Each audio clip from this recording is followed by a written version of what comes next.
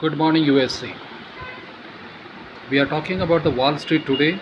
The market will be very choppy, and the European market is signaling to have a interest rate hike of 50 to 75 basis points, whereas United States Federal Reserve has already been confirmed that they will be increasing the interest rate by 75 basis points. Inflation is going high in all the areas like Germany, Spain, Italy, etc.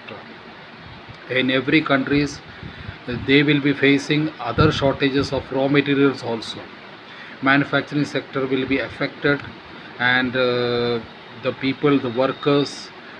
workers layoff will be continuing right now. So the market is in a very bad position, so don't invest any money right now. If you want to make a few dollars something, please you can sell it right now and you can get it within a couple of days. You will be getting a very good amount of money. This is Professor Subin signing off, and we will be in touch with you with all the details. Thanks a lot. If you want to invest with us, you can invest with us.